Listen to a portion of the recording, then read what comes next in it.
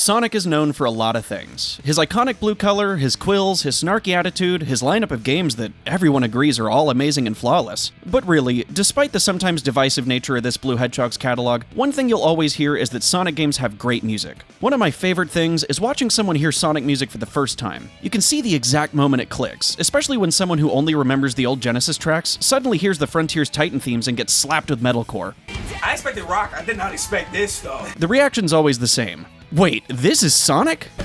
Sonic? This is Sonic? It's straight up heavy metal! Not what I was expecting at all. Since when Sonic had crazy music, bruh? 12 seconds later.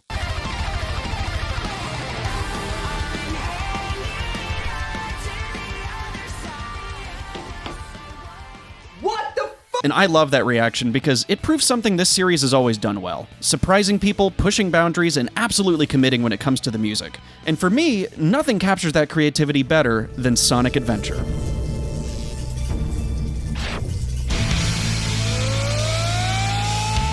Oh boy, we got a banger here. Sit tight, folks, because this deep dive is going to be part nerdy, part mindless jamming, and all love for this masterpiece. Sonic Adventure was the series' full first step into the third dimension. And as I've said before, it may have been a day late, but certainly not a dollar short. For a game made in 1998, Sonic Adventure was quite the boundary pusher. 6 unique gameplay styles, each with their own dedicated story, high-speed 3D platforming, complex hub worlds that create an amazing sense of immersion, and of course, a soundtrack spanning a variety of diverse genres, showing that video game music no longer had to sound like video game music. Longtime Sonic sound director Jun Sonoy had a mountain of brilliant song ideas that just couldn't be fully realized with the Genesis sound chip. So, the opportunity to compose a full album using real instruments let this man really show us what he's made of. He began his Sonic journey helping compose for Sonic 3 and 3D Blast, but finally stepped in as the lead sound director for Adventure. You can tell, because a couple of 3D Blast tracks were fully reimagined in Adventure.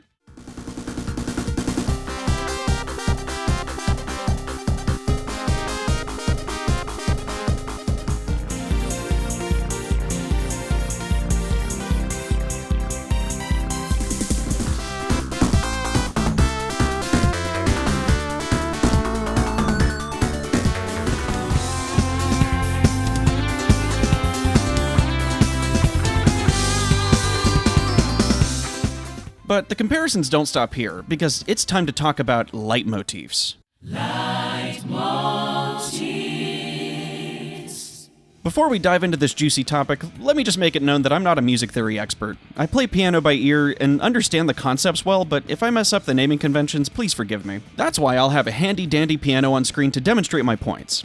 So, a leitmotif is a recurring musical element, typically a riff, chord progression, or melody that's associated with a character, idea, or theme. Right off the bat, Adventure's no stranger to using leitmotifs to represent its characters. Starting with Sonic's theme, It Doesn't Matter.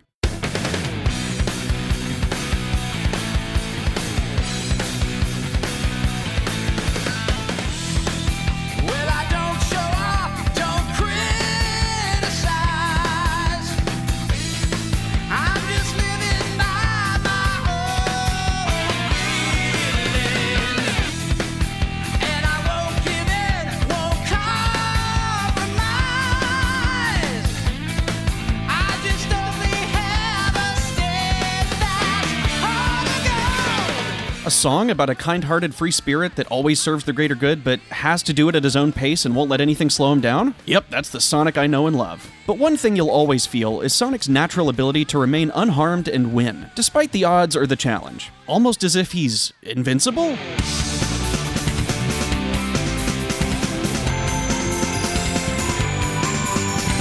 You may have picked up on the fact that the Invincibility jingle uses the opening riff from It Doesn't Matter, but bonus points to those who noticed the Toot Toot Sonic Warrior in there.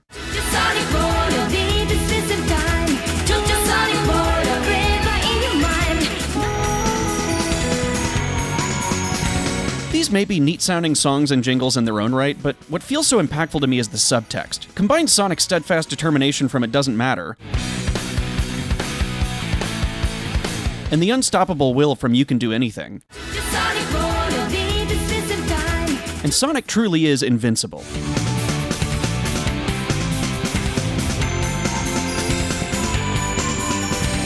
But the leitmotifs don't just stop at the invincibility jingle, because we need to talk about the speed shoes. Bro, we haven't even heard the song yet and we've got references.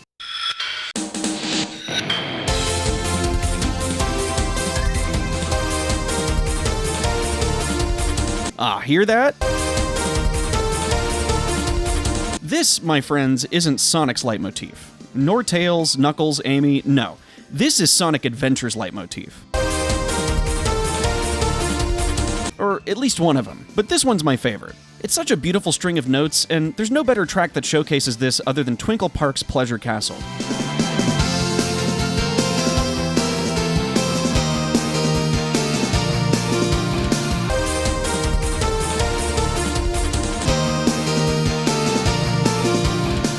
Maybe a stretch, but I swear I hear the melody of We Can in there.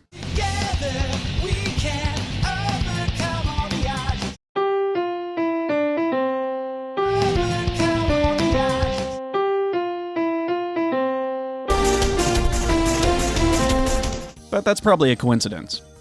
But Sonic Adventure actually has a million instances of these Easter eggs. A highlight for me is the Chromatic Walk. Okay, Nask, what the hell is a chromatic walk? TLDR, chromatic refers to notes typically outside the primary key of the song. So if your song is in E-flat major, a B-flat would be in the correct key.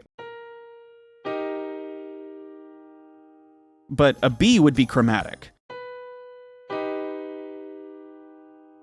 Doesn't sound great normally, but this is how Windy Hill, a song in E-flat major, uses the B major to rise back up to the main key.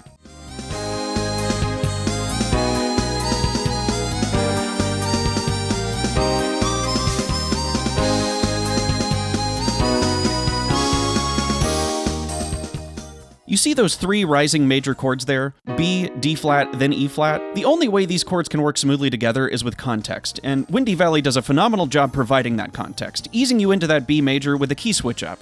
This is called a modulation, where the primary key is changed throughout the song. The first section of Windy Hill revolves around the E-flat major scale, where the modulation changes it to A-flat major.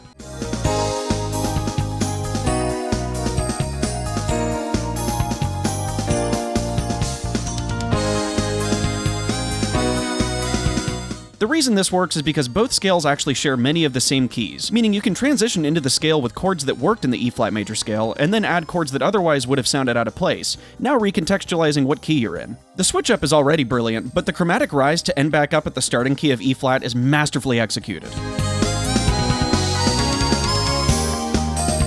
And apologies for getting so nerdy on you here, but I wanted y'all to really see this recurring theme for how brilliant it is. It's used again in Emerald Coast.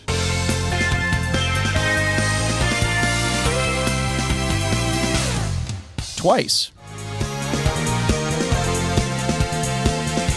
And in At Dawn for Speed Highway.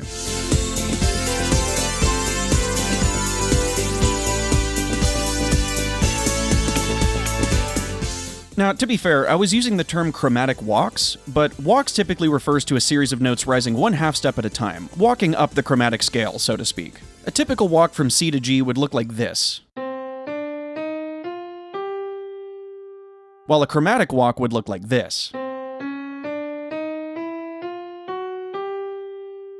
The examples I gave a second ago were full step rises, but Sonic Adventure is no stranger to the half step walks. These are present literally everywhere, so here's a few of my favorite examples. They're used in My Sweet Passion at the end of the brass solo. Same for the end of the chorus in Unknown from ME. They're used for emphasis on Dilapidated Way. Red Hot Skull doesn't have a walk, but more so swaps back and forth between these two half steps.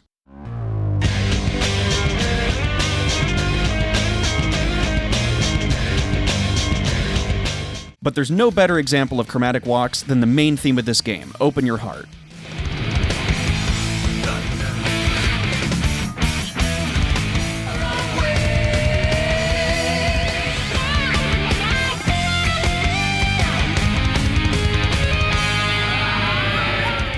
Something that always made Crush 40 stand out to me was their ability to inject some pretty wild modulations and chromatic walks into their songs without them sounding overly complicated or jazzy. It's just straight up rock and roll, but with some amazing musical flair that gives the series its signature sound from the 2000s. But outside of musical techniques is genre.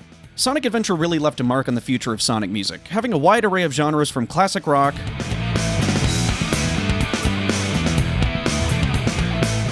to dance,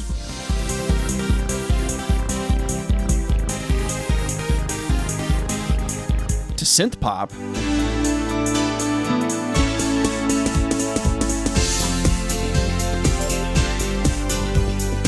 to jazz,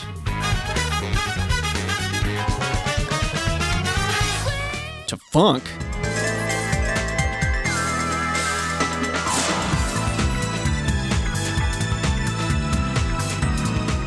to whatever the hell Red Hot Skull is.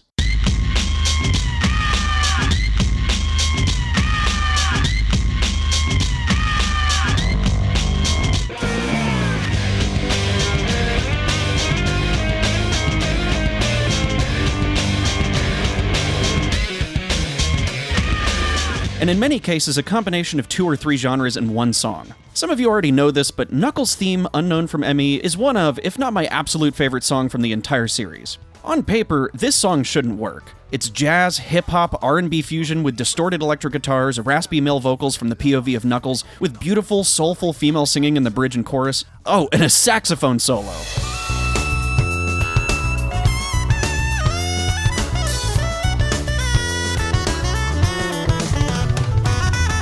This song is the definition of we threw everything at the wall and everything stuck. Such a bizarre risk to go in such a unique, seemingly unfitting direction with the style of this track, yet somehow making it so good that it spawned an entire musical style for Knuckles going forward. Everything from the instrument choice, to the composition, the pacing, the performance, and yeah, even the cheesy lyrics all work for me.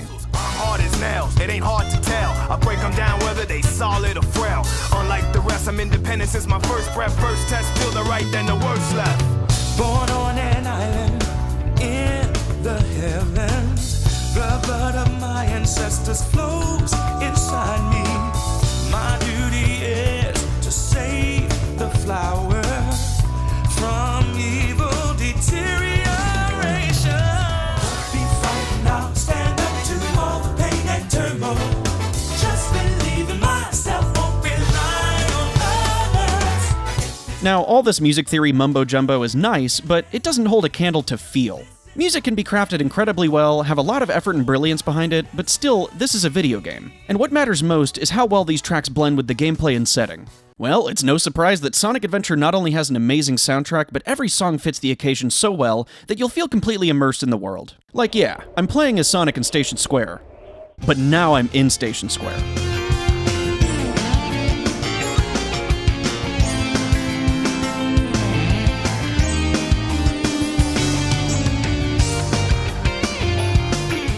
And yeah, Sonic is running through Twinkle Park.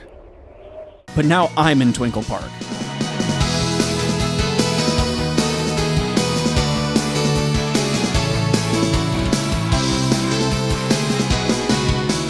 Sonic is inside a cave in Ice Cap. Now I'm inside a cave in Ice Cap. Oh man, the stages. These aren't levels where you spawn in and some nice level music plays. These songs are these areas. The beautiful, playful vibes of Windy Valley,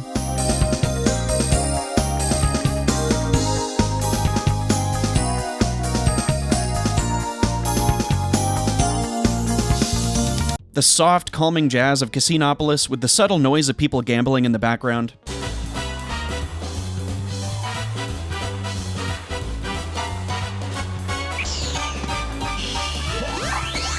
The death-defying antics of Speed Highway.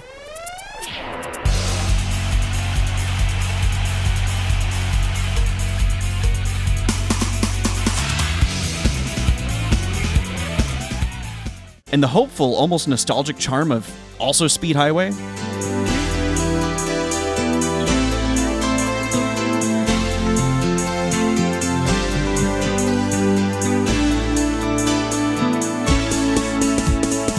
The funky trek through the cliffsides in Red Mountain.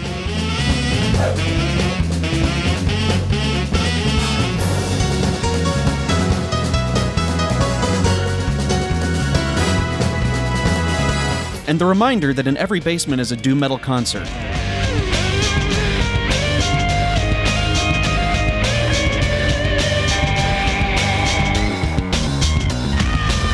Lost World feeling like a genuine quest to uncover the mysteries that lie in the mystic ruins.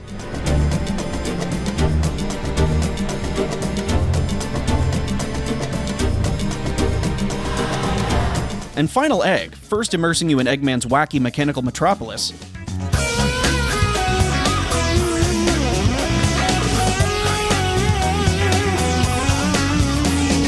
Then cranking up the heat as you get closer to the center of Eggman's base.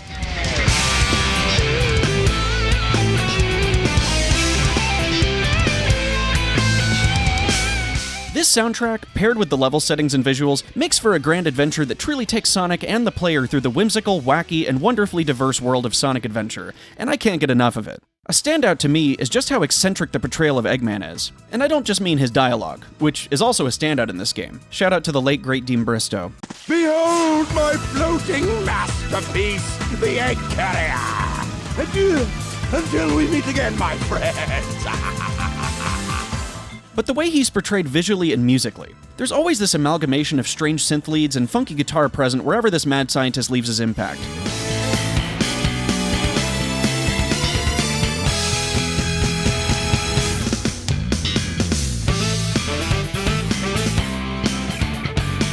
This musical style plays heavy into how he's portrayed visually, building these grand, magnificent contraptions, all with his evil logo plastered every 10 feet. Eggman truly is a mad scientist that's part genius, part egomaniac, and perfect contrast to Sonic's free-spirited character. Sonic Adventure does a phenomenal job with world building. The adventure's packed with variety, imagination, whimsy, and personality. No doubt, the game has a stellar art direction, creative settings, and vibrant visuals, but what really brings it home is the soundtrack. For the series' true debut into the third dimension, this game is brimming with life and passion, and I appreciate that it pushed so many boundaries when it came to the music. It set a precedent that Sonic will always be known as the series that shatters expectations and strives for innovation, and when it comes to the music, I think we can all agree that it has. Thank you guys so much for watching. I tried something a little different with this video, so let me know if you guys liked it and if you'd want to see more. As always, please continue supporting the channel by liking, subscribing, and checking out my other content. And remember, I'm not a Sonic channel. See you guys next time.